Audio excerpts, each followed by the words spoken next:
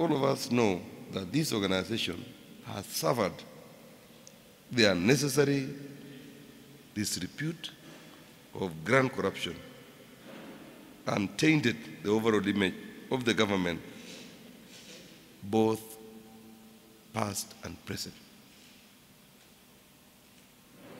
You know that when people out there are talking about corruption, the name Kemsa comes in every other minute. This has been done like Kemsa, or it is not as bad as Kemsa, or this is worse than Kemsa. This has to stop. Mr. Chairman, Bwana CEO, Bwana PS, our good senior management sitting here, it has to stop, and you have to stop at once. We cannot continue seeing the good name of Kemsa being destroyed by the few elements, very few elements, amongst you, who are out to destroy this country in the name of enriching themselves through bribery, corruption, theft, fraud, and all what it takes to steal the money of government. It is unfortunate that the first series of significant anti-corruption actions by this administration are once again in Kemsa. It is unfortunate that as the new administration was walking in, the first call of duty in as far as stopping corruption on its tracks landed in Kemsa. Last month, His Excellency the President released the Principal Secretary for Public Health and Professional Standards and effected other changes within Kenya Medical Service Supplies Agency, Kemsa, and the Ministry of Health. His Excellency the President also transferred several principal secretaries and has since nominated 2 new replacements in due regard. His Excellency the President has pronounced himself on corruption with firm resolve.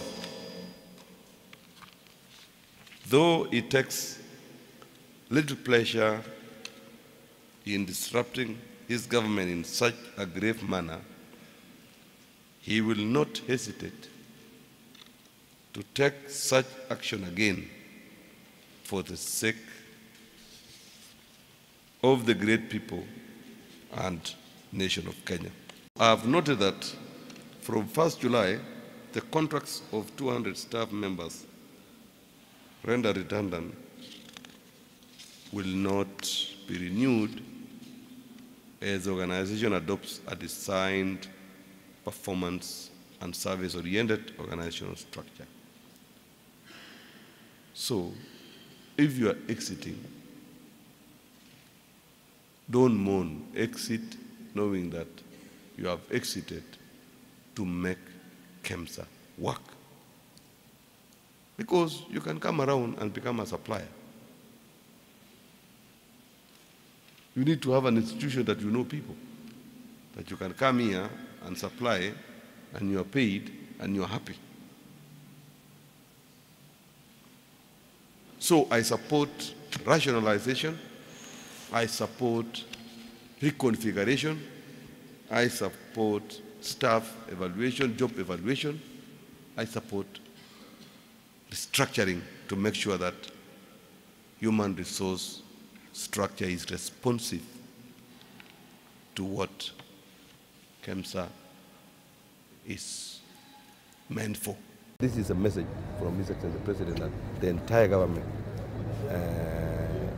has been put on notice. The entire government officials have been put on notice that we have to fight corruption. Corruption should be slain. And we have started. As you can see, I've had meetings as head of public service from all the investigative agencies. We have discussed, we have agreed, we have come up with a strategy on how to combat corruption. I've had meetings as part of the strategy of sensitization. I've had meetings with chairmen and CEOs of state corporations. I've had meetings with PSS, all the PSS. We had 2 days meeting retreat to discuss on how to ensure that we have efficient and effective management of government and ensuring that we eliminate corruption. I've had meetings the other day, yesterday, I had meetings with all the heads of supply chain, all the heads of accounts, all the heads of finance, and auditors and procurement, because that is the area where there's a lot of dealings, because they handle a lot of paperwork. So we discussed yesterday in Kenya School of Government, and today I'm here also to pass the same message. And this message is to sensitize our civil servants, our public servants, to realize that this is a new dawn, and fighting corruption will not be weaponized. We want to institutionalize the work against corruption. We want all the staff, every member from management down to the messenger, to be part of the process, to be part of the army that will fight corruption. And that is why we are doing this. Generally, a wage bill should be 40% and below. But now if you get wage bills goes as far as 60%, 65%, 70%, then what is left for development? Nothing. So we are calling ourselves to the table, and we are saying, look, how is the wage bill? How can we ensure that we get substantial amount of money to go to development? And the only way to do that is to revisit the issue of staff establishments, the structures that we have, and we map it with the workload that is in every institution, whether government or parastatals, and get the optimum number. And that is why many institutions, majorly parastatals, have realized that they have more staff than they need. And that is why you can see when we say that those who are in contract will not be renewed, it is because we want to optimize for the sake of having enough money to develop this country.